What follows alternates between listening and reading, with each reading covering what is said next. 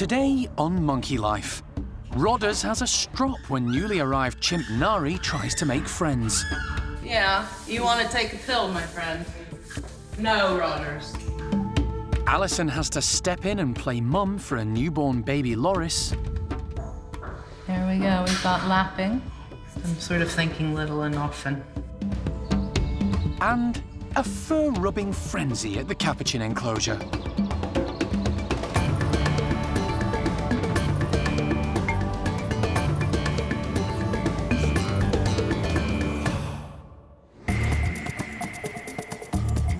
Monkey World in Dorset, buried deep in the English countryside, is the largest sanctuary of its kind on the planet. The team, led by Dr. Alison Cronin, rescue and rehabilitate abused and unwanted primates from all over the world. This is going to take some doing to catch them up, actually. The park provides a home for more than 260 monkeys and apes from 24 different species.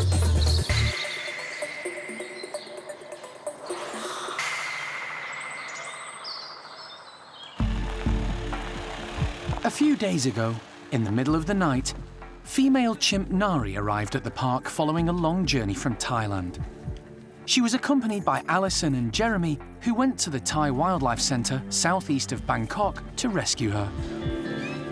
For Alison, it was mission complete. After years of searching for the missing circus chimp she'd first seen with Jim 15 years ago. Better late than never, I guess, but sort of sucking back all kinds of emotions. Alison found Nari's arrival quite overwhelming. But Nari, who'll be joining Brian's group of 4, took it all in her stride. The next day, to everyone's surprise, despite having lived alone for many years, her first introduction to 27-year-old Lulu went off incredibly well. Good girls. Nice one, ladies. Keen to capitalise on the momentum and get Nari settled, the team have decided to introduce her to Rodders next. It's all right. It's okay. It's a lovely lady. Compared with the other members of the group, Brian and Ash, he's less intimidating in size and a bit more playful. Rodders is only a young male and he's quite insecure compared to Lulu. Lulu's knows what she wants and she's quite a strong character. And as we've found out, Nari is quite a strong character as well. So despite very little contact with chimps previously, she's doing all the right things. So it'll be interesting to see how it goes. The introductions are carried out indoors, within the chimps' bedrooms. It's safer than outside because the team have more control if things do get out of hand. Jeremy opens the slide separating the two chimps. Rodders rushes straight through, puffing himself up to look big and strong.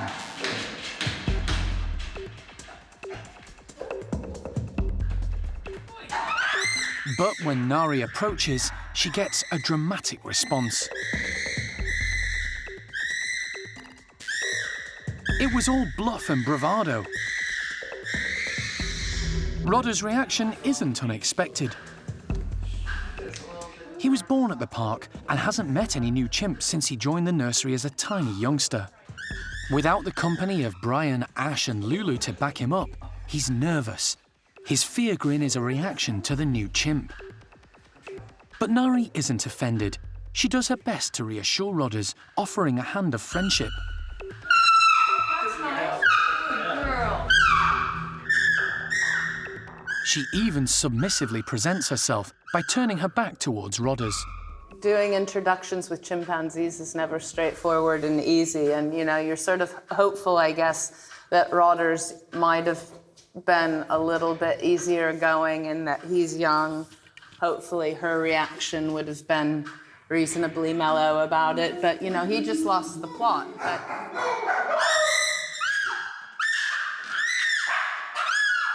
No, Rodders. Quiet. I guess that's the problem, is that he's not in check of his emotions. As Jeremy rightly pointed out, he's hand-reared and has been spoiled all of his life, effectively. So He just acted like a spoiled little boy. But what is encouraging is that despite the provocation, Nari stays calm and does her best to make friends. Considering how little experience she has of meeting other chimps, it's a good omen. Nari was good as gold, presented to him, turned her back to him, even held her hand out and offered to put her hand in his mouth at one point in time. So she did everything textbook and correct for a chimpanzee wanting to make friends, didn't you? I know, you were brilliant. When Rodder's tantrums fail to subside,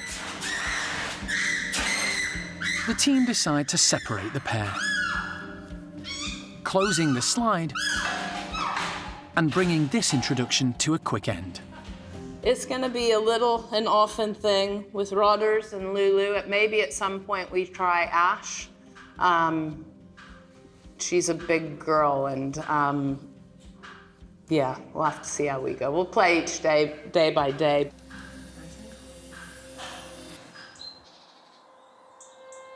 At the park's animal hospital, local vet Dave Harding is about to take a look at one of Monkey World's newest arrivals, 4-year-old Saki monkey Tutu.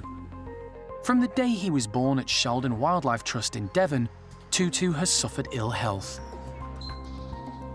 From the moment Alison set eyes on him, it was obvious he had problems with his mobility and his vision. But she and the team were determined to give him every chance to flourish in his new environment at the park. Unfortunately, Tutu's mobility hasn't improved, and recently he's developed an issue with his left eye, suggesting something more sinister than his original problem. Is this just all meds?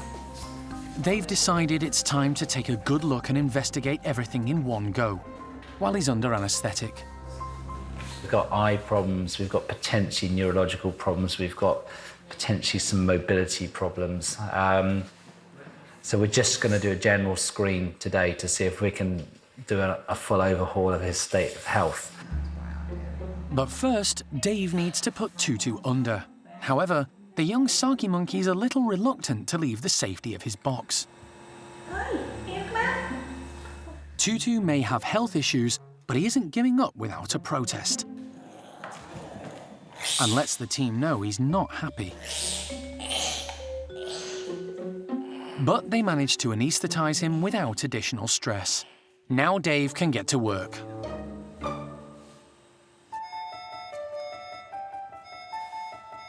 After checking his vital signs, he wants to take a closer look at Tutu's eyes. Just have that one on, yeah, that's it, turn and off, yeah. Yeah, that's great. You've never seen any evidence of anything in the right eye, have you? Right, what I'm going to do is I'm going to put something in there just to dilate the pupil. Okay. All right, but it might dilate the pupil for a couple of days, potentially. Dilating the pupils makes it easier for a thorough examination of the retina, so Dave can check for any sign of disease or damage. While it takes effect, the team prep Tutu for an X-ray, and straight away, Dave notices something isn't quite right. He seems really off the line, like he's out. He's a really funny shape. I think that's maybe just the way he is. He might be quite scoliotic, I don't know. Oh, Don't you think? yeah. Might explain his mobility. The X-ray will help Dave see what's going on. Wow, that's a pretty scoliotic monkey. And it's not good news.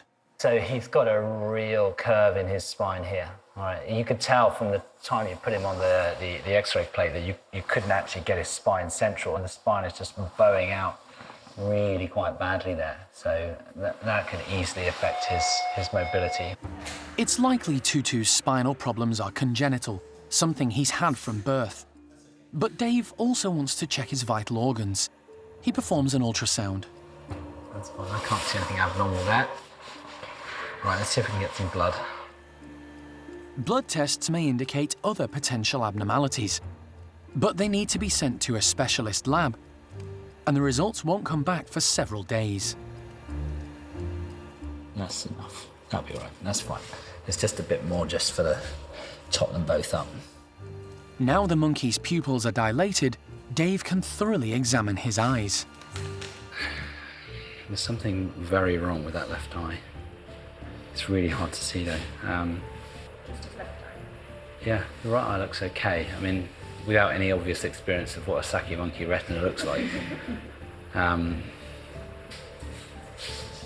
I don't expect there's very much vision in that left eye. Normally when you shine the sort of cat's eye response, if you shine a light from a distance, from a dilated pupil, you should see light bounce back from the back of the eye. And you can get quite a good reflection in the right eye.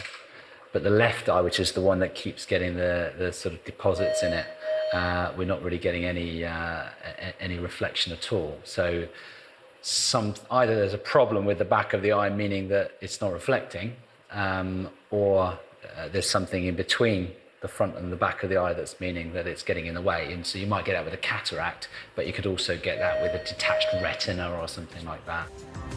Finally, the team take the opportunity to weigh Tutu 122. before returning him to his travel box and helping him come round from the anaesthetic. Come on, lazy boy. Dave has uncovered some serious health issues, but he's unable to say if they're all connected. We still can't rule out at this stage whether there is any relationship to his overall well-being and his eye, or whether we've got 2 or even 3 separate problems. It's going to be an anxious wait for the results of Tutu's blood tests.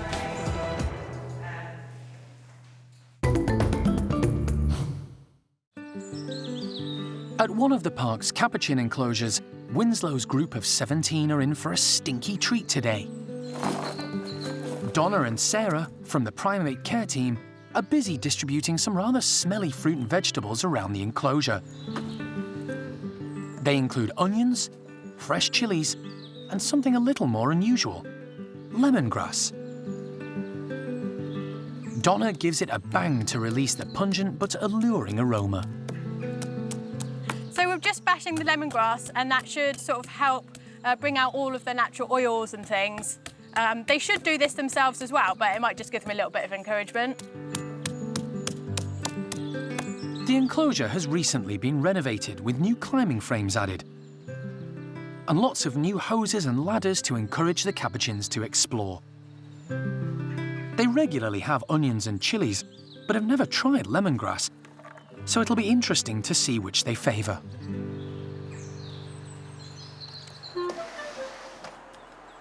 The slide is opened, and dominant female Babe leads the group out.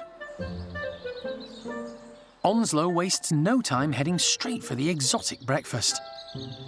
But he can't make up his mind what to try out first. No such problem for Babe. She grabs a handful of chilies. Then, using her tail as a counterbalance and anchor on the wobbly swing bridge, starts bashing the fiery peppers before rubbing them into her fur. In the wild, capuchin monkeys crush a variety of plants to rub over their bodies for social and medicinal purposes. Some plants are known for their anti-parasitic and pain-relieving properties, and capuchins will often congregate to join in a fur-rubbing frenzy. It does help keep their fur really nice and clean, and also keeps the little bugs and things at bay as well. It's also really great for socialising, so we should find small groups and they'll sort of bond whilst fur rubbing as well, so it's actually really important for them. And since the animals have arrived at Monkey World, we've seen them do it more and more, which is really great. Debbie is trying out the lemongrass, breaking it up and having a good sniff of the strong scent. She's a high-ranking female who was caught in the wild for use in a laboratory and is extremely bright. So far, no sign of her fur rubbing. But Esther does. She peels the skin off an onion and vigorously applies the juices to her fur. Female Molly tries out the new hosing as she heads up high to examine a piece of lemongrass, away from the others. Whatever Molly can do, so can Onslow. He finally makes up his mind, settling on a piece of chili.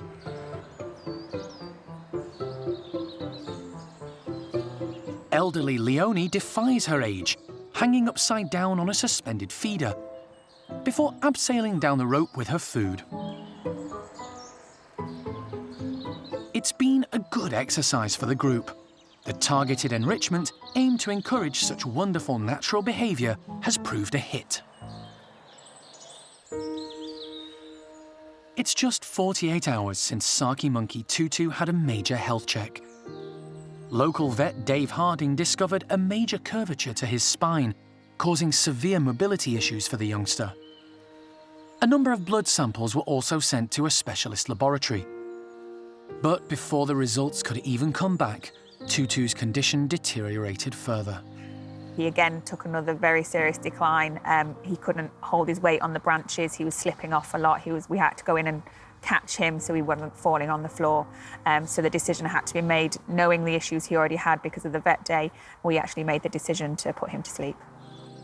It was the most humane option, confirmed later by the lab results and a post-mortem. The young Saki monkey had 2 cysts on his brain, as well as all his other problems. The team knew from the outset they couldn't fix Tutu. But they wanted to give him every chance and the best possible quality of life.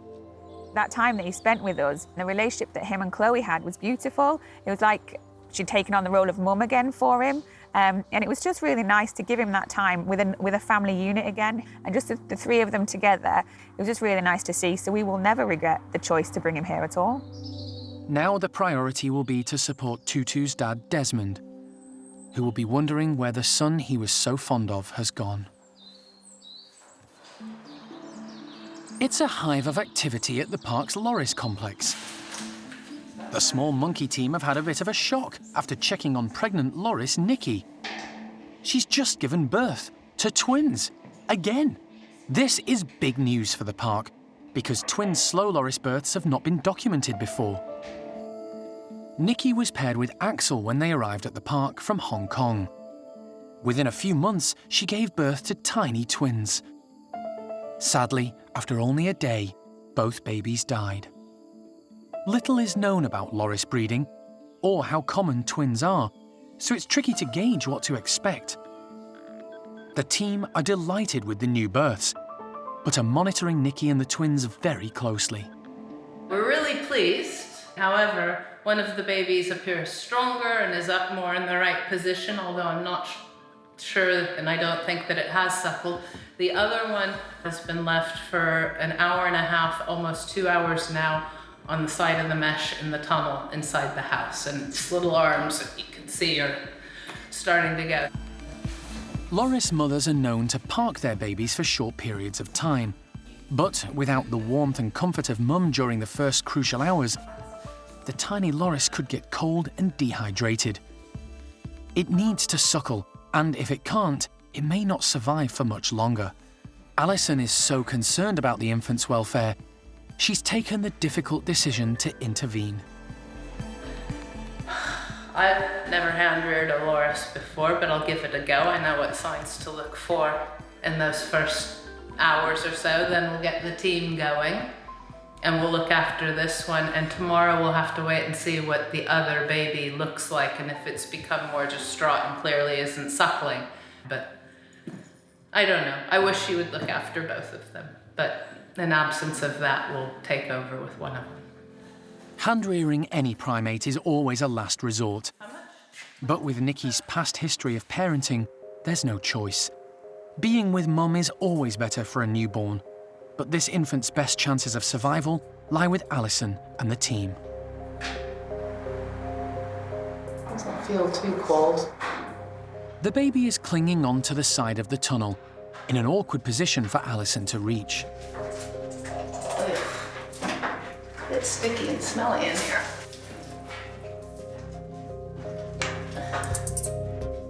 It's reassuring to hear the infant squeak. I might need you.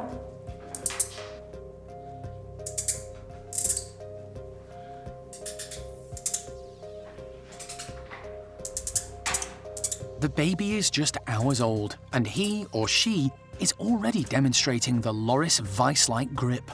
Steph has to step in and help gently prise its fingers away from the mesh.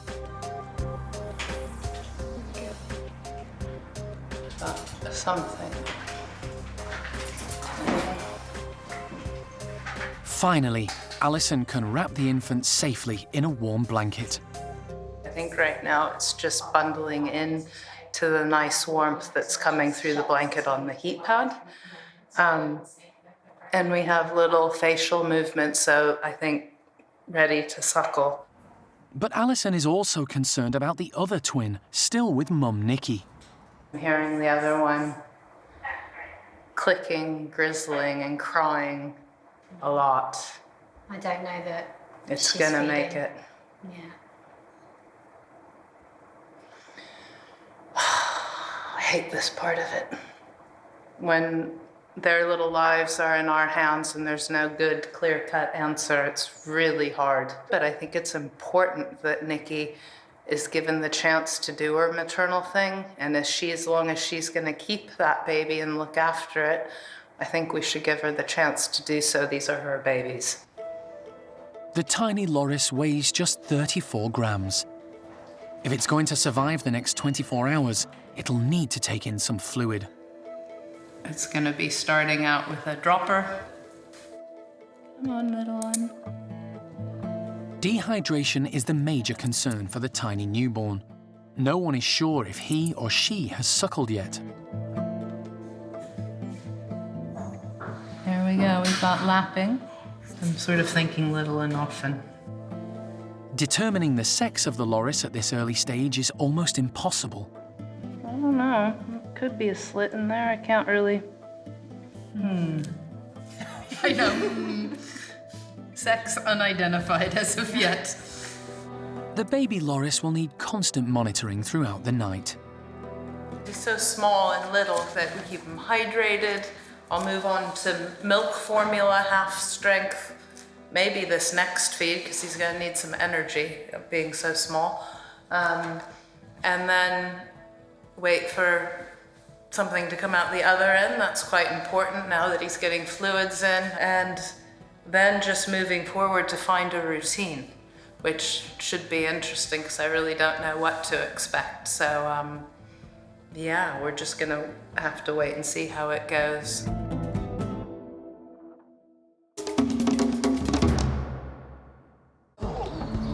Next time on Monkey Life.